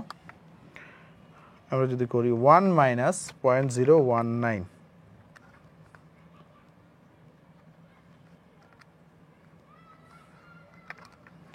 নিচে যদি যাই 4 মাইনাস 0.0385 কত আসে? 2.47। এখন জাস্ট বসায় দিই আমরা, তাহলে কেপি আইসা পড়ছে। দেখো অ্যামোনিয়ারটা কত? অ্যামোনিয়ারটা স্কোয়ারে যাবে, তাই না? অ্যামোনিয়ারটা স্কোয়ারে যাবে, অর্থাৎ 0.097 এটা whole square divided by nitrogen into hydrogen. Nitrogen কত? নাইট্রোজেন হচ্ছে 2.47 ইন্টু হাইড্রোজেন কত? 7.43 হোল কিউব। সো ক্যালকুলেশন করলে রেজাল্ট এসে পড়বে, দেখছো? সো আমরা যদি দেখি 0.097 স্কোয়ার ডিভাইডেড বাই 2.47 ইন্টু 7.43 এটা কিউব। সো কত আসে? 9.28 বা 9.3, 9.3 ইন্টু 10⁻⁻6। এটা হচ্ছে আমাদের কেপি এর মান। বুঝে গেছে? পরের প্রশ্নটা যদি দেখো 1 নং ও 2 নং বিক্রিয়ায় উৎপাদ বৃদ্ধির সত্য। দেখো এটা কি একদম সিম্পলভাবে লার সাথে লেয়ারে নিতে আগেও বুঝাইছি, এটা হোমওয়ার্ক, নিজে নিজে করে নিবা, নিজে নিজে করে নিবা। আমাদের পরবর্তী প্রশ্নটা যদি দেখি, খুবই চমৎকার একটা প্রশ্ন। দেখো এ পাত্র দেওয়া আছে আর বি পাত্র দেওয়া আছে। এ পাত্রের দ্রবণে হাইড্রোজেন আয়নের ঘনমাত্রা বের করতে বলছে। রং করে একটু খেয়াল করো, এখানে কি দেওয়া আছে? কেবি দেওয়া আছে আর এ পাত্রের ঘনমাত্রা দেওয়া আছে। সো এইখান থেকে প্রথমত আমরা কি বের করতে পারবো? হাইড্রোক্সাইড আয়নের ঘনমাত্রা। সো হাইড্রোক্সাইড আয়নের ঘনমাত্রা কি? √কেবি ইন্টু সি, এটা হচ্ছে হাইড্রোক্সাইড আয়নের ঘনমাত্রা। সো কেবি এর মান কত? 1.8 ইন্টু 10⁻⁻5, ঘনমাত্রা কত? 0.01 মোলার। সো এইখান থেকে করলে আমি হাইড্রোক্সাইড আয়নের ঘনমাত্রা পেয়ে যাব, একটু খেয়াল করো। সো √1.8 x⁻⁻5 ইন্টু 0.01, তা কত আসে? 4.24 ইন্টু 10⁻⁻4। এইখান থেকে আমার কি বের করতে হবে? পিওএইচ বের করতে হবে প্রথমে। POH equal to minus log of hydroxide ion, তাই না রে বাবা? সো দেখো minus log of 4.24 into 10⁻⁻4, nice. তো এইখান থেকে যদি আসি মাইনাস লগ অ্যান্সার দিয়ে দিই, কত আসে? 3.37। তো এইখান থেকে পিএইচ আমি বের করতে পারবো, পিএইচ। সো 14 মাইনাস 3.37 মানে আমরা জানি পিএইচ প্লাস পিওএইচ সমান সমান কত? 14। সো পিএইচ বের করার জন্য 14 থেকে পিওএইচটা বাদ দিব। সো 14 মাইনাস অ্যান্সার 10.63 আসে। এখন এইখান থেকে হাইড্রোজেন আয়নের ঘনমাত্রা বের করতে হবে, বুঝছো ব্যাপারটা? 10⁻⁻⁻ পিএইচ আমরা দিব লগ ইনভার্স। সো আমরা যদি করি শিফট মাইনাস অ্যান্সার, কত আসে? পিএইচটা আসে হচ্ছে 2.35 ইন্টু 10⁻⁻11। এটা হচ্ছে আমাদের হাইড্রোজেন আয়নের ঘনমাত্রা আসে, বুঝে গেছে? সো 10⁻⁻ পিএইচ 10⁻⁻10.63 বসায় দিলেই আমার রেজাল্টটা এসে পড়ে। সো হাইড্রোজেন আয়নের ঘনমাত্রা কত? 2.35 ইন্টু 10⁻⁻11। তো ডি নাম্বার প্রশ্নটায় যদি আসি, ডি নাম্বার প্রশ্নটা আরেকটু চমৎকার। দেখো ডি নাম্বার প্রশ্নটায় কি বলছে? আমাকে বলছে তাপমাত্রা স্থির রেখে। তো তাপমাত্রা স্থির রাখলে কি হবে? আমার যে এই যে কেসি কেপি এটা তো পরিবর্তন হবে না। তো বলছে উদ্দীপকের বিক্রিয়া 1.2 ATM চাপ প্রয়োগ করলে। শুরুতে কি দেওয়া আছে? দেখো এই যে বিক্রিয়াটা দেওয়া আছে, এটা কেপি এর মান দেওয়া আছে 1 ATM, চাপ দেওয়া আছে 10 ATM। সো বলছে কি এই যে AX5 এর যে বিয়োজন মাত্রা কতটুকু পরিবর্তন হবে। সো আমাদের কি কাজ করতে হবে, 10 ATM চাপে আমার বিয়োজন মাত্রা আলফা বের করতে হবে, তারপর 1.2 ATM চাপে আমার বিয়োজন মাত্রা আলফা কত হবে সেটা জানতে হবে। আর কেপিটা দুইটার ক্ষেত্রেই ফিক্স থাকবে, কারণ কি তাপমাত্রা স্থির বলে দিছে, বুঝে গেছে। সো এখন আমি যদি আসি, দেখো প্রথমে হচ্ছে আমি একটু সমীকরণ একটু সলভ করে নিই। AX5 বিক্রিয়া করে কি হয়েছে, AX3 প্লাস X2। সো আমাদের T = 0 সময়ে কি থাকে, এটা 1 মোল, এটা 0, এটা 0। T = T সাম্য অবস্থায় এটা 1 মাইনাস আলফা, এটা আলফা, এটা আলফা মোল। এখন আসেন স্যার, আমাদের এই দুইটা অংশ তো গেল, আমাদের এখন কি করতে হবে, কেপি যেহেতু বের করতে হবে, আমাদের মোট মোল সংখ্যা তো বের করতে হবে। মোট মোল সংখ্যা 1 minus alpha plus alpha plus alpha সমান সমান 1 প্লাস আলফা। তো আমি যদি এখন কেপি বের করি, কেপি কি হবে, P of AX3 into P of X2 divided by P of AX5। Nice. এখন আমি যদি এটা সলভ করি, তা আমি কি পাবো, AX3 দেখো নিজের মোল সংখ্যা কত আলফা, টোটাল মোল সংখ্যা কত 1 প্লাস আলফা ইন্টু মোট চাপ কত P। এইখানেও কি নিজের মোল সংখ্যা ডিভাইডেড বাই টোটাল মোল সংখ্যা ইন্টু মোট চাপ কত P। নিচেরটাই কি নিজের মোল সংখ্যা 1 মাইনাস আলফা, টোটাল মোল সংখ্যা 1 প্লাস আলফা ইন্টু মোট চাপ কত P। আমি যদি একটু কাটাকাটি করি, একটু দেখো সিম্পলিফাই করি, দেখো এই পি কাটা যায়, 1 প্লাস আলফা 1 প্লাস আলফা কাটা যায়, তাহলে কি থাকে দেখো, এই আলফা মিলে আলফা স্কোয়ার, এই 1 প্লাস আলফা এই 1 minus alpha, a plus b into a minus b কি হয়, a square minus b square, 1 minus alpha square into একটা পি থাকবে। ঠিক আছে, এটাই হচ্ছে আমার কেপি এর সমীকরণ। ওকে, তো কেপি এর সমীকরণ যেহেতু পাইছি, বাকি কাজটা আমার জন্য সহজ হয়ে যাবে। কারণ কি দেখো, কেপি এর মান দেওয়া আছে 1 ATM, যেহেতু তাপমাত্রা ফিক্সড, যে চাপই প্রয়োগ করি না কেন, কারণ চাপের পরিবর্তনে কেপি চেঞ্জ হয় না। সো 10 ATM চাপ বলো আর 1.2 ATM চাপ বলো, দুই ক্ষেত্রেই কি কেপি এর মান 1ই থাকবে। সো আমি জাস্ট হচ্ছে আমাদের কি বের করতে হবে, আলফা বের করতে হবে। সো আমি মনে করো যখন চাপ P = 10 ATM, কত 10 ATM, তখন এর জন্য একটু সলভ করি। চলো, কেপি = আমাদের সূত্র কি, alpha square P divided by 1 minus alpha square. Okay, so KP এর ভ্যালু কত 1 বসাইছি, চাপ কত 10 ATM, আলফা বের করতে হবে, alpha square into 10 1 minus alpha square. So আমরা একটু সলভ করি, দেখো 1 মাইনাস আলফা স্কোয়ার, ঠিক আছে, = 10 আলফা স্কোয়ার। বুঝে গেছে। তো এটা সলভ করলে কি পাই, আলফাটা দেখো আমরা পাই হচ্ছে 1 minus alpha square divided by alpha square সমান সমান 10। দেখো 1 বাই আলফা স্কোয়ার মাইনাস 1 সমান সমান 10। তো দেখো 1 বাই আলফা স্কোয়ার সমান সমান কত পাবো, 11। আলফা স্কোয়ার কি পাবো, 1 বাই 11। তো আলফাটা কত পাবো, আলফাটা √1 বাই 11, √1 বাই 11 কত আসে, 0.3। কি আসে, 0.3। এখন আমাদের কি করতে হবে স্যার, আমাদের করতে হবে হচ্ছে চাপ যখন, একটু খেয়াল করো, আমাদের করতে হবে কি, যখন চাপ যখন 1.2 ATM, বুঝে গেছে, চাপ যখন 1.2 ATM, 1.2 ATM চাপ চেঞ্জ হয়ে গেছে। তো কেপি = আমাদের সূত্র কি, alpha square P divided by 1 minus alpha square. KP যখন 1 হয়, তো alpha square divided by 1 minus alpha square, চাপ কত 1.2, এটা গুণ অবস্থায় আছে। এখন স্যার একটু খেয়াল করেন, এই লাইনটা তো সেমই থাকবে, খেয়াল করো, বা এই লাইনও তো সেমই থাকবে, এইখানে যতটুকু করছি, যেহেতু কেপি ফিক্সড। আবার দেখো এই পর্যন্ত কিন্তু সেম থাকবে, 1 minus alpha square divided by -1 divided by 10। So আমি একদম ডাইরেক্ট লিখে ফেলি 1 মাইনাস আলফা স্কোয়ার বা 1 বাই আলফা স্কোয়ার -1 = আমি 1.2 লিখতে পারি, যদি এটা বুঝে থাকো ক্যালকুলেশন। তাহলে দেখো 1 বাই আলফা স্কোয়ার সমান সমান 2.2 হয়ে যাবে, আলফা স্কোয়ার সমান সমান 1 বাই 2.2 হয়ে যাবে।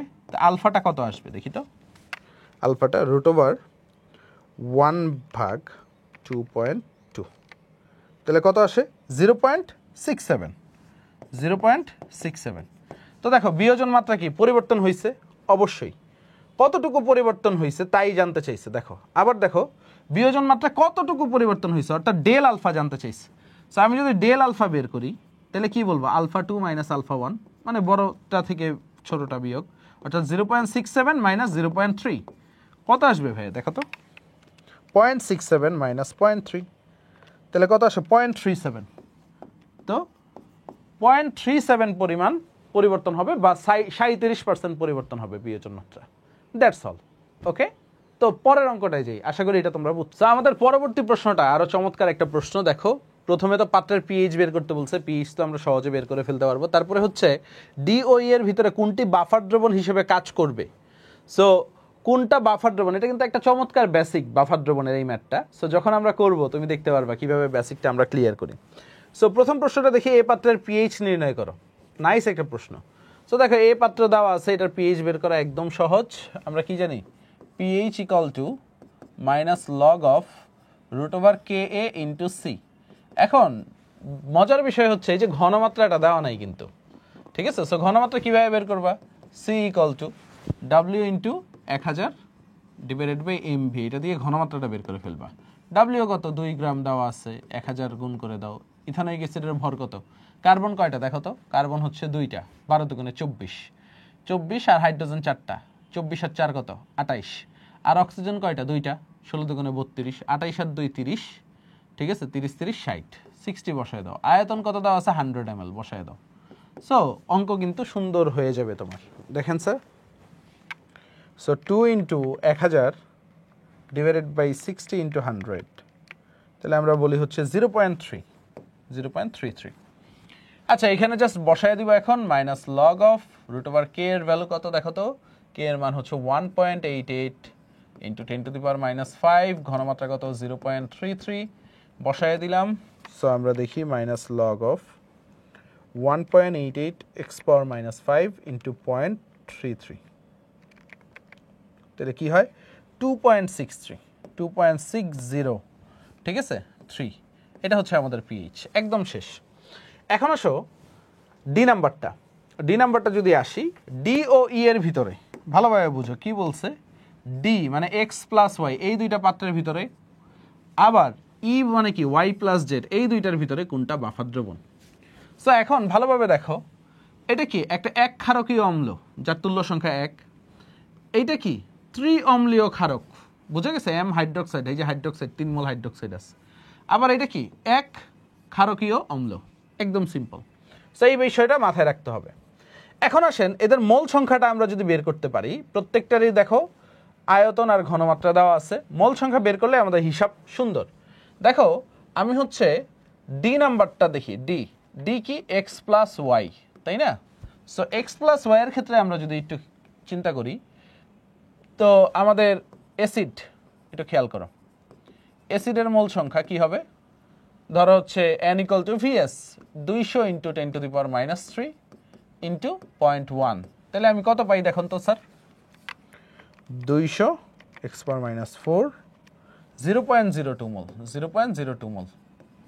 আচ্ছা, বেস কি হবে, বেস দেখো এটার মোল সংখ্যা কত, 50 into 10 to the power minus 3 into 0.1, আর এখানে 3 গুণ করবো আর কি, কারণ কি এটা 3 অম্লীয় ক্ষারক, বোঝা গেছে। সো এটার মোল সংখ্যা যদি হিসাব করি 50 x power minus 3 into 0.1 into 3, কত আসে 0.015 মোল।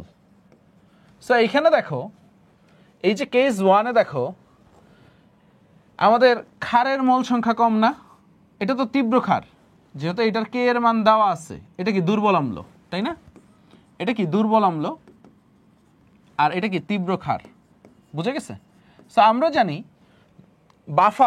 বাফার দ্রবণ কখন হয়, দুর্বল অম্ল তার লবণ, তাই না, দুর্বল অ্যাসিড এবং তার লবণ। এই লবণটা কি হবে, দুর্বল অ্যাসিডের সাথে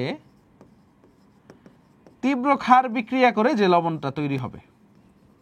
তো এইখানে কিন্তু কোনো ক্ষার অবশিষ্ট থাকবে না বাফার দ্রবণ তৈরি হওয়ার জন্য, বুঝা গেছে, কোনো ক্ষার অবশিষ্ট থাকতে পারবে না, সবগুলা ক্ষার বিক্রিয়া করে লবণ তৈরি করবে। তো দেখো 0.015 মোল মনে করো বেস, 0.02 মোল অ্যাসিডের সাথে বিক্রিয়া করবে, তো কতটুক সল্ট তৈরি করবে, এন অফ সল্ট 0.015 মোল না, তাহলে অবশিষ্ট অ্যাসিড কি থাকবে? অবশিষ্ট কি থাকবে? অ্যাসিড থাকবে না? অবশিষ্ট অ্যাসিড আমরা কি বলবো? দেখো 0.02 মাইনাস 0.015 অ্যাসিড কত থাকবে? 5 × 10⁻⁻0.02 থেকে 0.015 বাদ দিই, তাহলে কি আসবে? 5 × 10⁻³ মোল। তাহলে দেখো এই লবণ আর এই অবশিষ্ট অ্যাসিড মিলে বাফার দ্রবণ তৈরি করবে। এখন দেখো ই নাম্বারের ক্ষেত্রে ই নাম্বারটা কি? y plus Z. মনোযোগ দিয়ে দেখো, আমরা তো y বের করেই ফেলছি, শুধু z এর মোল সংখ্যা বের করব। এটার অ্যাসিডের মোল সংখ্যাটা কত? অ্যাসিডের মোল সংখ্যাটা আমরা যদি বের করি কত হবে? 100 × 10⁻³ n = vs, আয়তনটা লিটারে নিলাম, ঘনমাত্রা কত? 0.1 মোল। তাহলে কি আসে দেখো তো? 100 x⁻⁴ = 0.01 মোল। দেখো এখন একটু খেয়াল করো, এখানে অ্যাসিড আছে 0.01 মোল, বাট বেইজ আছে দেখো 0.015 মোল। কে আছে? বেইজ বেশি আছে। তো একটু খেয়াল করো, এন অফ সল্ট কি হবে? সল্ট হবে 0.01 মোল, কারণ কি? যার মোল সংখ্যা কম সেই পরিমাণ সল্ট তৈরি হয়। তো এখন অবশিষ্ট কি থাকবে? একটু চিন্তা করো তো, এই কেসটায় অবশিষ্ট বেইজের মোল সংখ্যা যদি আমরা দেখি, তাহলে দেখো 0.015 মাইনাস 0.01 কত থাকে দেখো তো? 0.015 মাইনাস 0.01, তাহলে কত আসে? এটা কি? 5 × 10⁻³ মোল, মানে এত মোল ক্ষার অবশিষ্ট থাকবে। তাহলে দেখো অ্যাসিডের সাথে অবশিষ্ট ক্ষার দিয়ে কি বাফার দ্রবণ তৈরি হবে? না। দেখো লবণের সাথে অবশিষ্ট ক্ষার দিয়ে কি বাফার দ্রবণ তৈরি হবে? কখনোই না। আমার লবণের সাথে কি লাগবে? দুর্বল অম্ল লাগবে, তাইলে তো বাফার দ্রবণ তৈরি হবে। কারণ তীব্র ক্ষারের সাথে কখনোই বাফার দ্রবণ তৈরি করতে পারবো না আমরা লবণের, বুঝে গেছে? দুর্বল ক্ষার বা দুর্বল অম্ল দিয়ে আমরা বাফার দ্রবণ তৈরি করি। তো দুর্বল অম্ল লাগবে, তার লবণ লাগবে, বুঝে গেছে? তাইলে অম্লীয় বাফার তৈরি হবে। আর দুর্বল ক্ষার লাগবে এবং তার লবণ লাগবে, তাইলে ক্ষারীয় বাফার তৈরি হবে, বুঝে গেছে? সো এইখানে ডি ও ই এর ভিতরে কোনটা বাফার দ্রবণ হিসেবে কাজ করবে? অ্যান্সার হচ্ছে ডি নাম্বারটা। আমি কি বুঝাইতে পারছি স্যার? একদম মাথায় ঢুকছে? দরকার হলে আরেকবার একটু ভিডিওটা রিপিট করো, তাইলে বেসিকটা একদম ক্লিয়ার হয়। আমাদের পরের প্রশ্নটা আরেকটু চমৎকার একটা প্রশ্ন। দেখো কি বলছে? 1 নং পাত্রে বিদ্যমান দ্রবের বিয়োজন মাত্রা হিসাব করো। সো এইখানে দেখো 1 নং পাত্র দেওয়া আছে, এখানে ঘনমাত্রা দেওয়া আছে, পিকে এর মান দেওয়া আছে। সো আবার যেহেতু অ্যাসিড, আমরা কি জানি? Alpha √KA/C। এখন যেহেতু পিকে দেওয়া আছে কত? সেটা হচ্ছে 3.8। তো কে কত? কে অ্যান্টি লগ অফ এইটা, তাই না? 10⁻³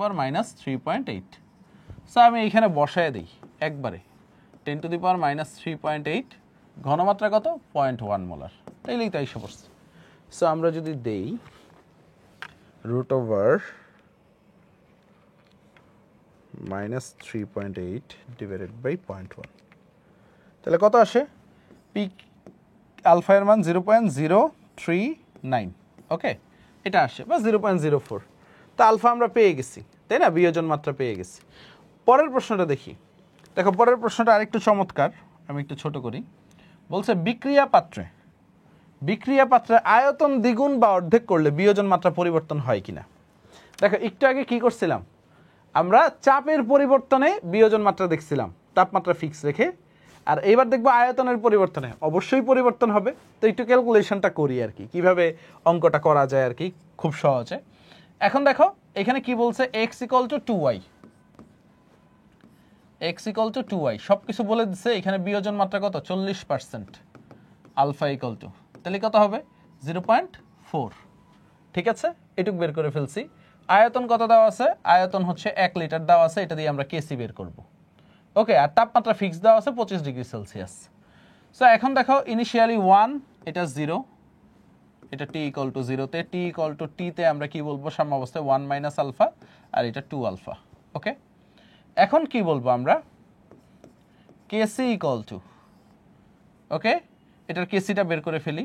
আগে কেসি সাধারণ সমীকরণটা বের করি, কারণ অঙ্ক করতে আমাদের কাজে লাগবে। সো আমরা কি বলবো? 2 আলফা / v, ঘনমাত্রা নিয়ে যেহেতু কাজ, এটা হোল স্কয়ার, যেহেতু 2y আছে, আর এটা কি 1 - আলফা / v। তো এটা যদি একটু সিম্পলিফাই করি, দেখো আমরা কি বলবো? 4 alpha square divided by V square 1 minus alpha square 1 minus alpha divided by V. তাহলে আমরা কি বলবো, ভি ভি কাটা যায়, তো 4 alpha square divided by 1 minus alpha into V. এটা হচ্ছে সিম্পলিফাইড ভার্সন। সো আমি কেসিটা বের করে ফেলি। তো কেসিটা বের করো কি, 4 ইন্টু 0.4 এটার হোল স্কোয়ার 1 মাইনাস 0.4, আয়তন কত আমাদের 1 লিটার। কারণ কেসিটা কেন বের করা লাগবে, কারণ কেসির মানটা আমার লাগবে, আর কেসির মানটা কি থাকবে, ফিক্সড থাকবে, কারণ আমি তো আয়তন চেঞ্জ করবো যেহেতু নির্দিষ্ট তাপমাত্রা বলে দিচ্ছে। তো আমি ক্যালকুলেশন করলে কি পাই দেখেন স্যার, 4 ইন্টু 0.4 এটার স্কোয়ার ডিভাইডেড বাই 1 মাইনাস 0.4, তাহলে কত আসে 1.067, এটা আসে আমাদের কেসি এর ভ্যালু। এখন কেসি এর ভ্যালু পেয়ে গেছি, বা 1.07ও দিয়ে রাখি, তাহলে আমাদের জন্য সহজ হবে। ওকে, সো কেসির ভ্যালু জানা হয়ে গেছে আমাদের। এখন আয়তন দ্বিগুণ বা অর্ধেক করলে, অর্থাৎ আয়তন দ্বিগুণ করলে কি হবে, আয়তন 2 লিটার হবে। সো যখন ভি ইকুয়াল টু 2 লিটার, তো তখন আমাদের আলফা বের করতে হবে। সো আমাদের সব কিছু জানা আছে। তো কেসি ইকুয়াল টু কি, Kc equal to 4 alpha square divided by 1 minus alpha into v. আয়তন যখন দ্বিগুণ হচ্ছে 1.07 equal to 4 alpha square divided by 1 minus alpha into 2, ঠিক আছে।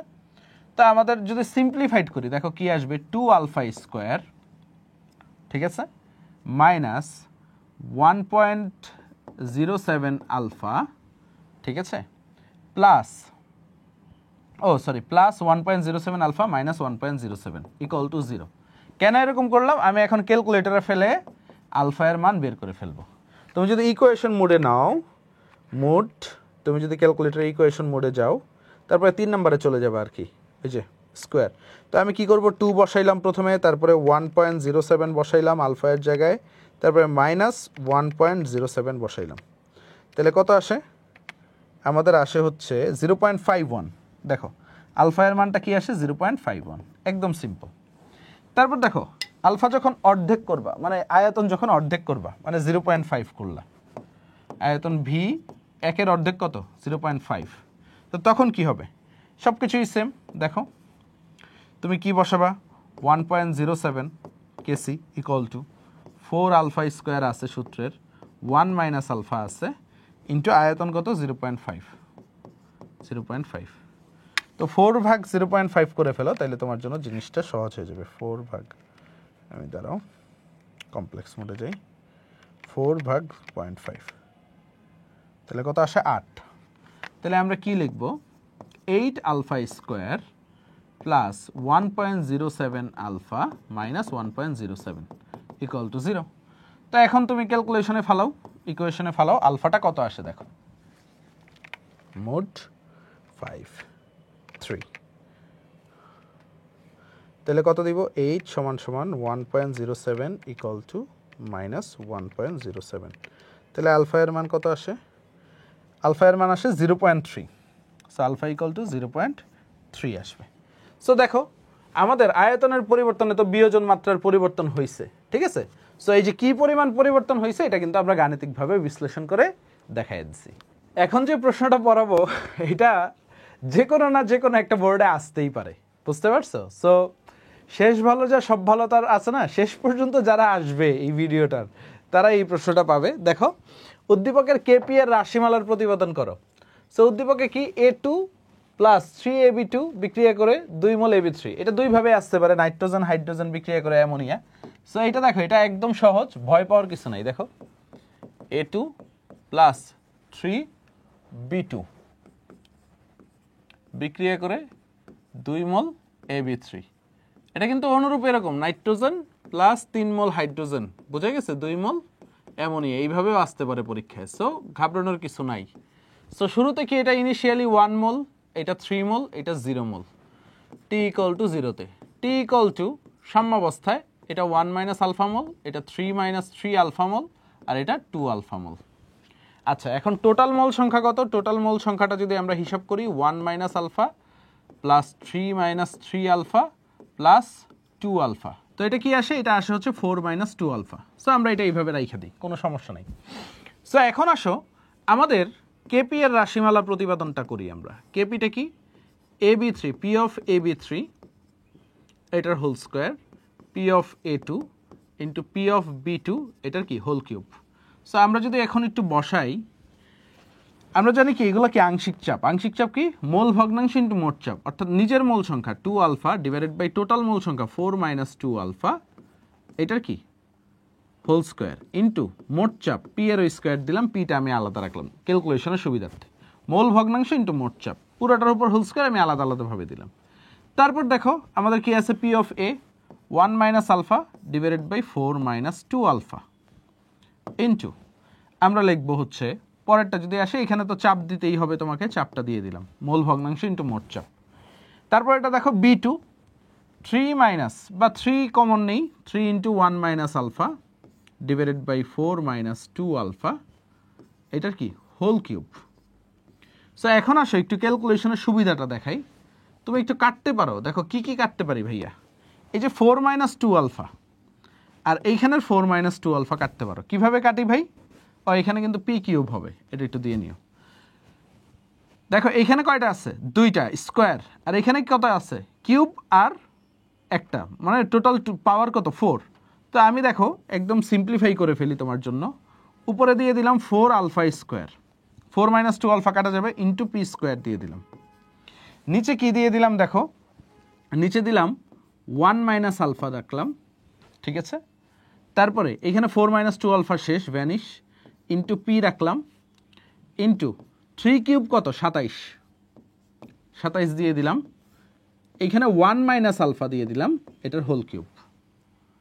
আবার পি কিউব আছে, নিচে কি থাকবে বলো তো, এটার নিচে 4 মাইনাস 2 আলফা এটার কি স্কোয়ারটা থাকবে, কারণ এটার নিচে পাওয়ার কত ছিল 4, উপরের থেকে বাদ গেছে। এখন স্যার একটু খেয়াল করি আমরা, এইখান থেকে দেখো আমি একটু সিম্পলিফাই করে যদি উপরে নিয়ে আসি, দেখো পিগুলোও এবার কিন্তু আমি কাটতে পারি। দেখো এই পি কিউব এই পি স্কোয়ার যদি কাটি, কাটাকাটি যায়। তো দেখো উপরে 4 আলফা স্কোয়ার রাখলাম আর এই নিচেরটা উপরে নিয়ে চলে গেলাম, এবং এটা কি করলাম দেখো এইখান থেকে 2 কমন নিলাম। 2 কমন নিলে কি বের হয় 4, কারণ স্কোয়ার আছে। 4 ইন্টু 2 মাইনাস আলফা আসে হোল স্কোয়ার, দেখো 4 into 2 minus alpha whole square আসে। নিচে কি আসে দেখেন স্যার, নিচে এই যে 27 আছে আর 1 মাইনাস আলফা এটার পাওয়ার কত হবে কিউব আর 1 টু দি পাওয়ার 4, কোনো সমস্যা নেই। আর পিটা যদি ক্যালকুলেশন করি দেখো উপরের পি স্কোয়ার আর নিচের পি টু দি পাওয়ার 4 কাটাকাটি গিয়ে কি থাকে পি স্কোয়ার। এখন দেখো আলফাটাকে আমরা নেগলিজিবল ধরবো, আলফাটাকে কি ধরবো নেগলিজিবল ধরবো, কারণ আলফা এর মান এত ছোট হয় যে 1 থেকে যদি তুমি আলফা বাদ দাও এটা প্রায় 1ই থাকে, 2 থেকে যদি আলফা বাদ দাও এটা প্রায় 2ই থাকে। তো নেগলিজিবল ধরলে আলফা দেখো লেস দেন 1 যদি ধরি তাহলে কি লিখতে পারি, তাহলে আমি লিখতে পারি 4 আলফা স্কোয়ার ইন্টু 4 আর 2 মাইনাস আলফাটাকে 2 লিখতে পারি, অর্থাৎ 2 স্কোয়ার। আর নিচে 27 1 মাইনাস আলফা এটা 1ই হবে ইন্টু পি স্কোয়ার। তো কত আসে দেখো তো, উপরে 4 4 16 আর 4 16 64, so 64 alpha square divided by 27 P square. So অনেক সময় দেখবা ক্যালকুলেশনও মানে এমসিকিউর যে ক্যালকুলেশন আছে এটাতেও দিয়ে দেয়, ঠিক আছে, এমসিকিউতেও দিয়ে দেয় অনেক সময়। সো এমসিকিউতে দিয়ে দিলে তুমি এটা একটু মুখস্থ রাখবা, 64 alpha square divided by 27 P square. So এটা মুখস্থ রাখলে কি হবে, তোমার যদি কখনো ক্যালকুলেশনে ভুলও হয় এটা তো প্রতিপাদন আসবে, ভুলও যদি হয় তখন তোমার কোনো ঝামেলা হবে না, বুঝে গেছে। So 64 alpha square divided by 27 P square মাথায় নিয়ে নাও, মুখস্থ নিয়ে নাও। আর এটা খুবই খুবই ইম্পর্টেন্ট, দেখছো কতবার আসছে। এখন আসো সর্বশেষ প্রশ্ন, যেটার পরে আমাদের আজকের ক্লাস শেষ। সি পাত্রের দ্রবণে সামান্য অ্যাসিড বা ক্ষার যোগ করলে দ্রবণের পিএইচ এর পরিবর্তন ঘটবে কি। দেখো বাফার দ্রবণের ক্রিয়া কৌশল চাইছে, তো এটা বুঝাই যাচ্ছে এটা একটা অম্লীয় বাফার। তা আমরা জানি কোনো পরিবর্তন ঘটবে না, তো ব্যাখ্যাটা কি লিখবা আমি একটু ছোট্ট করে বলে দিই। দেখো তোমার কি তৈরি হবে, সি পাত্রে CH3COOH এটা লিখবা, এটা কি হবে CH3COO minus plus H plus, আর তোমার CH3COON তৈরি হবে, একটা লবণ তৈরি হবে, এটাই তো বাফার দ্রবণ তাই না। এটা তীব্র তড়িৎ বিশ্লেষ্য, অর্থাৎ CH3COO minus plus sodium plus. ধরো তুমি সামান্য পরিমাণ কি করলা, ক্ষার যোগ করলা, তো ক্ষার অ্যাড করলে কি হবে H প্লাস, ক্ষারের সাথে বিক্রিয়া করে কি তৈরি করবে পানি। তো দ্রবণের তো পিএইচ এর তেমন কোনো পরিবর্তন হবে না, বাট একটা ঝামেলা আছে, এইখানে হাইড্রোজেন আয়নের ঘনমাত্রা কমে যাবে। তো এই হাইড্রোজেন আয়নের ঘনমাত্রা কমে গেলে কি হবে বলো তো? হাইড্রোজেন আয়নের পরিমাণ যদি কমে যায় তখন কি হবে? এই CH3COOH এটা তো স্বল্প পরিমাণে বিয়োজিত হয়, এটা কমলে ও বিয়োজিত হয়ে এই যে হাইড্রোজেনের যে ঘাটতিটা আছে এটা পূরণ করে দিবে। আর দেখো সামান্য পরিমাণ অ্যাসিড যদি যোগ করো তাহলে কি হবে? এই যে CH3COO- ওর সাথে H+ যোগ হয়ে কি হবে? CH3COOH। এটা তো আমরা জানি একটা মৃদু তড়িৎ বিশ্লেষ্য, খুবই স্বল্প পরিমাণে বিয়োজিত হয়। সো যার ফলে এইটা বিয়োজিত হইলেও কোনো ঝামেলা হবে না। কেন? কারণ এইখান থেকে তো তোমার H+ কমতেছে, ও বিয়োজিত হয়ে তোমার হচ্ছে ওই H+ এর ঘাটতিটা পূরণ করে দিবে। সো দ্রবণের পিএইচ মানের তেমন কোনো পরিবর্তন হবে না, কারণ পিএইচটা নির্ভরিত করবে এই যে H+ এর ঘনমাত্রার উপরে। তো তুমি সামান্য ক্ষার অ্যাড করলে H+ কমে যাচ্ছে, সামান্য অ্যাসিড অ্যাড করলে কি হচ্ছে? ওই যে CH3COOH এইটা বিয়োজিত হয়ে এই H+ এর ঘাটতিটা পূরণ করে দিচ্ছে। সো এই কারণে আমরা বলতে পারি দ্রবণে, বাফার দ্রবণে সামান্য পরিমাণ অ্যাসিড বা ক্ষার যোগ করলে দ্রবণের পিএইচের তেমন কোনো পরিবর্তন হবে না। এইটুক সুন্দরভাবে গুছিয়ে দিলে আর কোনো ঝামেলা নাই। সো কেমন লাগলো পুরো ক্লাসটা একটু কমেন্ট করে জানিয়ে দাও, প্রচুর পরিমাণে একটু শেয়ার করে দাও। ইনশাল্লাহ দেখা হবে পরবর্তী ক্লাসে। আল্লাহ হাফেজ, সবাই ভালো থেকো, সুস্থ থেকো।